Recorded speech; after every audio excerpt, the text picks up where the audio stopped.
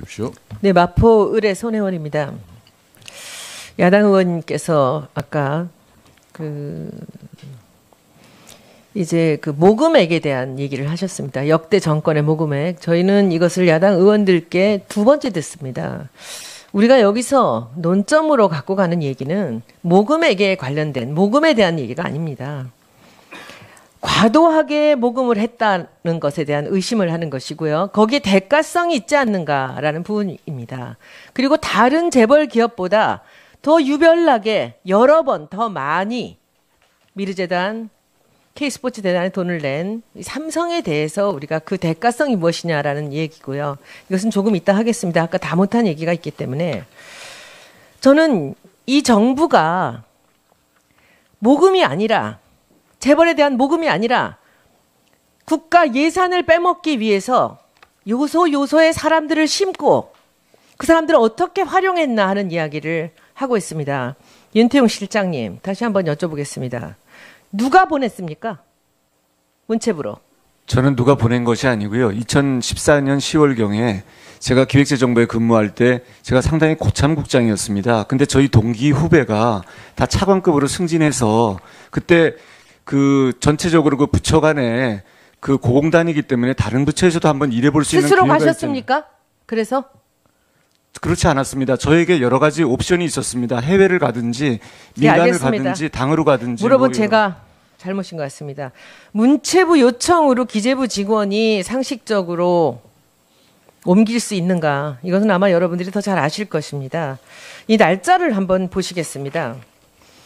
2014년 10월에 윤태용 실장님 오셨고요.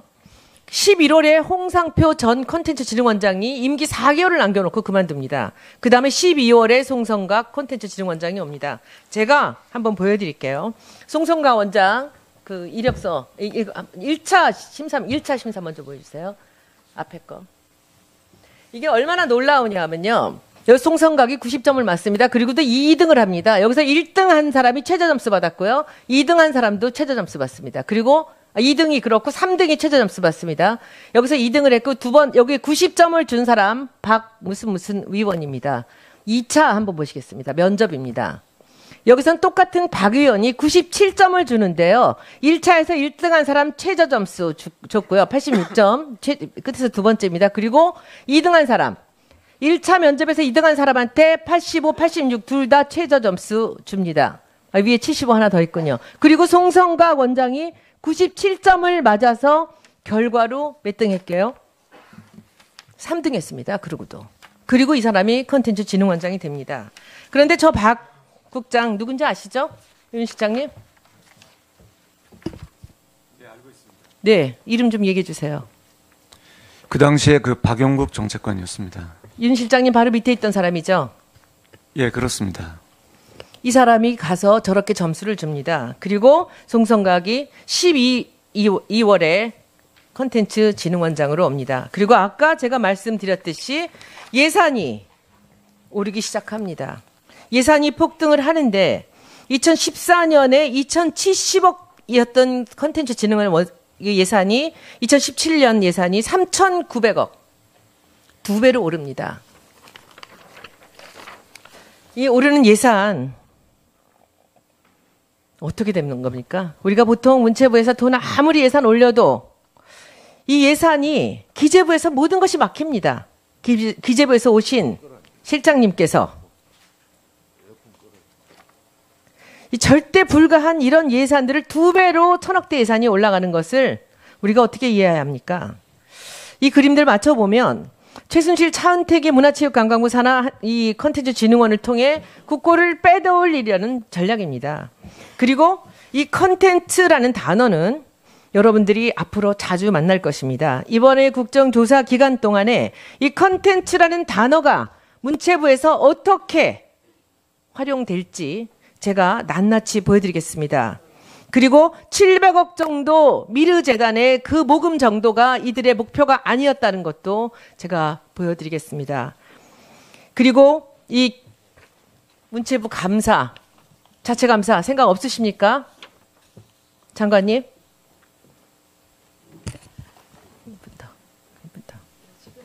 수사되고 있고 또 언론에 제기된 의혹과 관련해서는 그 오늘 보고드린 그 18건 이외에도 계속 감사하고 있습니다. 제가 보고 알겠습니다. 올리겠습니다. 제가 지켜보겠습니다. 제가 2014년도 12월에 문체부 회의 갔습니다. 그때 김종덕 장관 취임하고 얼마 안 돼서 회의 갔는데 회의가 시작되고 20분 정도 뒤에 캐주얼 차림에 모자를 쓴 웬 사람이 하나 들어왔습니다. 20명도 넘게 하는 이 회의에서 이 차은택 감독이었습니다. 그때 문체부의 모든 사람들이 차은택이 실세란 걸 알고 있었습니다. 근데 장관님이 몰랐다고요. 3년이 지난 지금까지 문체부 모두가 알고 있는 그 사실을 모르셨다고요. 저는 당시에 문체부 업무에 전혀 관련이 없었기 때문에. 그런데 여기 가셨는데 어느 누구도 그거 기뜸 안 하시던가요? 김종 차관 계시고? 예? 어느 누구도 장관님한테 그 기뜸 안 하시던가요? 실세가 차은택이라는 얘기를? 3년에 이루어진 예, 문화융성위원을 하면서 그 문화창조융합벨트의 단장이 되고 하면서 차은택 씨가 적극적으로 그 일을 했었다는 말씀은 들었습니다. 예, 손혜원 행진위원님 질의해 주십시오. 김경진 의원입니다. 저 문화체육관광부 장관 조윤선 장관께 일단 질문하는 것으로 하겠습니다. 아까 장제원 의원, 정종섭 의원께서 계속해서 지금 2016년 9월 21일자 교문위 문체부 국감에서 위증 문제를 가지고 얘기를 하셨는데 저도 그 문제를 한번 좀 짚어보겠습니다. 그러니까 당시에 지금 이동섭 의원 질문에 따르면 이 재단에 대해서 하루 만에 허가가 나온 것이 벌써 준비하고 예정되어 있지 않느냐, 사전에 다 준비되고 모의된 사항이지 않느냐라고 물어보니까 당시 장관께서 속기록에 이렇게 돼 있습니다. 실질적으로 어떻게 준비했는지에 대해서는 사실 문체부로서는 아는 바가 없습니다. 이제 이게 위증이냐 아니냐 이제 이런 부분이고, 최순실에 대해서 혹시 아십니까? 그랬더니 저는 전혀 모르는 사람입니다라고 얘기를 하셨습니다. 그런데 이번에 검찰이 제기한 공소장을 보면 이렇게 돼 있습니다. 공소장 7페이지 하단 부분부터 제가 읽어보겠습니다. 피고인 안종범의 지시를 받은 최상목은 2015년 10월 22일 오후 청와대에서 이승철, 그 다음에 이땡땡 정경련 사회본부장, 그 다음에 이모모 정경련 팀장, 이 부분은 이제 제가 부기를 하는 겁니다. 문화체육비서관실 행정관 신종필, 문화체육관광부 대중문화산업과장 허윤진 등이 참석한 2차 회의를 주재하면서 정경련이 준비해온 문건 등을 보고받고 재단은 10월 27일까지 설립되어야 된다라고 청와대 회의를 한 점을 분명히 공소사실에 기재를 하고 있습니다. 그리고 11월 21일자로 하윤진 과장은 청와대의 미르재단 설립회의는 당시 직속 상관인 문체부의 전 최복은 콘텐츠 정책관의 지시로 참석했다. 그리고 이번 국정감사 전에 현재의 직속 상관인 최병구 콘텐츠 정책관에게 보고했으며 조윤선 장관도 이 사실을 보고받았을 것으로 생각한다. 근데 아까 장관이나 또 최병구 콘텐츠 정책관은 보고를 못 받았다라는 취지로 답변을 하고 있습니다. 다시 한번 확인하겠습니다. 장관 보고 못 받으셨죠? 예, 제가 지난번 상임위에서도 말씀드린 것처럼 지금은 그 이후에 밝혀진 이런 사실관계와 공소사실로 인해서 우리가 이 미르와 케이스포츠 어쨌든 보고 못 받으셨죠? 예, 받지 못했습니다. 최복은 콘텐츠 정책관 다시 한번 아니지 최병구 씨, 최병구 선생님 확정적으로 다시 한번 여쭤보겠습니다. 보고 못 받으셨죠?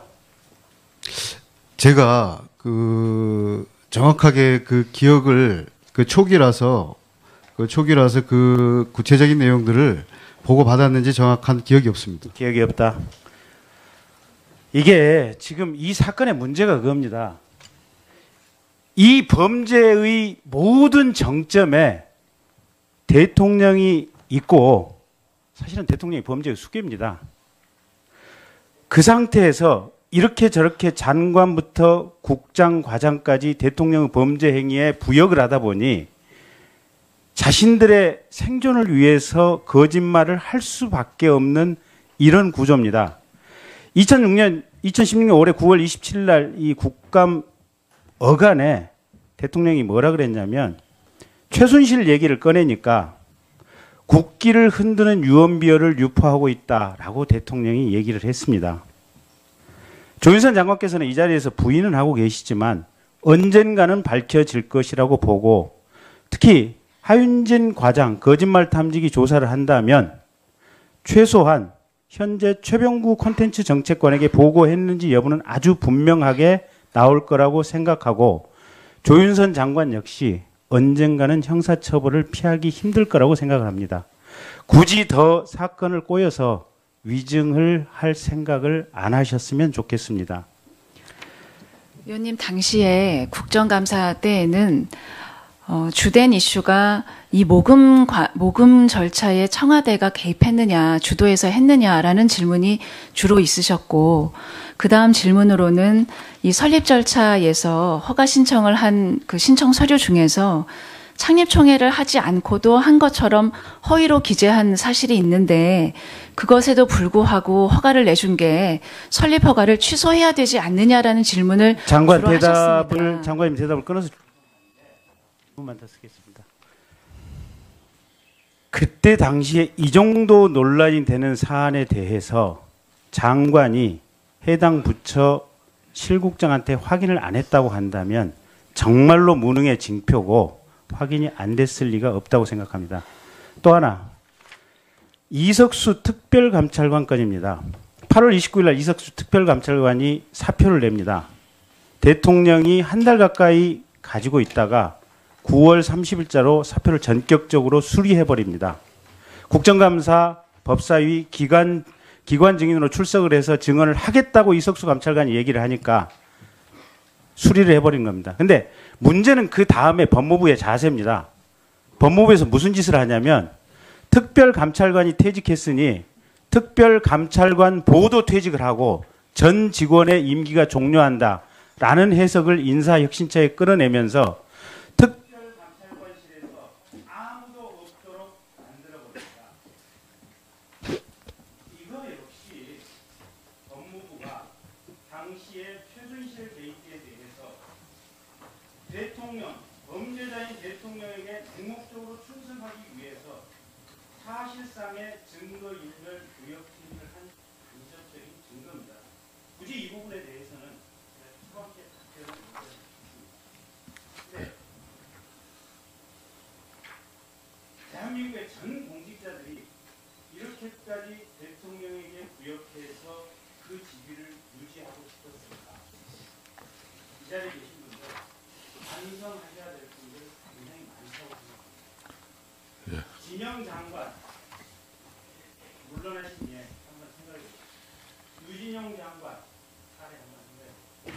그리고 반성하고 다음 질문부터는 담담하게 진실을 얘기했으면 좋겠습니다. 예, 수고 많이 하셨습니다. 답변을 좀 했으면 좋겠습니다. 아니라 재벌에 대한 모금이 아니라 국가 예산을 빼먹기 위해서 요소요소의 사람들을 심고 그 사람들을 어떻게 활용했나 하는 이야기를 하고 있습니다. 윤태용 실장님, 다시 한번 여쭤보겠습니다. 누가 보냈습니까? 문체부로. 저는 누가 보낸 것이 아니고요. 2014년 10월경에 제가 기획재정부에 근무할 때 제가 상당히 고참 국장이었습니다. 근데 저희 동기 후배가 다 차관급으로 승진해서 그때 그 전체적으로 그 부처 간에 그 고공단이기 때문에 다른 부처에서도 한번 일해볼 수 있는 스스로 기회가 가셨습니까? 그래서? 그렇지 않았습니다. 저에게 여러 가지 옵션이 있었습니다. 해외를 가든지 민간을 알겠습니다. 가든지 당으로 가든지. 물어본 제가 잘못인 것 같습니다. 문체부 요청으로 기재부 직원이 상식적으로 예산이 오르기 시작합니다. 예산이 폭등을 하는데 2014년에 2,070억이었던 컨텐츠 진흥원 예산이 2017년 예산이 3,900억. 2배로 오릅니다. 이 오르는 예산 어떻게 되는 겁니까? 우리가 보통 문체부에서 돈 아무리 예산 올려도 이 예산이 기재부에서 모든 것이 막힙니다. 기재부에서 오신 실장님께서 이 절대 불가한 이런 예산들을 2배로 1,000억대 예산이 올라가는 것을 우리가 어떻게 이해해야 합니까? 이 그림들 맞춰보면 최순실 차은택의 문화체육관광부 산하 이 컨텐츠진흥원을 통해 국고를 빼돌리려는 주십시오. 네, 마포 의뢰 손혜원입니다. 야당 의원님께서 아까 이제 모금액에 대한 얘기를 하셨습니다. 역대 정권의 모금액. 저희는 이것을 야당 의원들께 2번째 듣습니다. 우리가 여기서 논점으로 갖고 가는 얘기는 모금액에 관련된 모금에 대한 얘기가 아닙니다. 과도하게 모금을 했다는 것에 대한 의심을 하는 것이고요. 거기에 대가성이 있지 않는가라는 부분입니다. 그리고 다른 재벌 기업보다 더 유별나게 여러 번 더 많이 미르재단, K스포츠 재단에 돈을 낸 삼성에 대해서 우리가 그 대가성이 무엇이냐라는 얘기고요. 이것은 조금 이따 하겠습니다. 아까 다 못한 얘기가 있기 때문에 저는 이 정부가 모금이요. 1차에서 1등한 사람 최저 점수 줬고요. 86점. 끝에서 2번째입니다. 그리고 2등한 사람. 1차 면접에서 2등한 사람한테 85, 86 둘 다 최저 점수 줍니다. 위에 75 하나 더 있군요. 그리고 송성각 원장이 97점을 맞아서 결과로 몇 등 했게요? 3등 했습니다. 그리고 이 사람이 컨텐츠진흥원장이 됩니다. 그런데 저 박 국장 누군지 아시죠? 윤 실장님? 네, 이름 좀 얘기해 주세요. 그 당시에 박영국 정책관이었습니다. 윤 실장님 바로 밑에 있던 사람이죠? 예, 그렇습니다. 이 사람이 가서 저렇게 점수를 줍니다. 그리고 송성각이 12월에 컨텐츠진흥원장으로 옵니다. 그리고 아까 제가 말씀드렸듯이 옮길 수 있는가? 이것은 아마 여러분들이 더 잘 아실 것입니다. 이 날짜를 한번 보시겠습니다. 2014년 10월에 윤태용 실장님 오셨고요. 11월에 홍상표 전 콘텐츠진흥원장이 임기 4개월을 남겨놓고 그만둡니다. 그 다음에 12월에 송성각 콘텐츠진흥원장이 옵니다. 제가 한번 보여드릴게요. 송성각 원장 이력서 1차 심사 먼저 보여주세요. 앞에 거. 이게 얼마나 놀라우냐 하면요. 여기 송성각이 90점을 맞습니다. 그리고 또 2등을 합니다. 여기서 1등 한 사람이 최저 점수 받았고요. 2등 한 사람도 최저 점수 받습니다. 그리고 2등이 그렇고 3등이 최저 점수 받습니다. 여기서 2등을 했고 여기 90점을 준 사람 무슨 위원입니다. 2차 한번 보시겠습니다. 면접입니다. 여기선 똑같은 박 의원이 97점을 주는데요.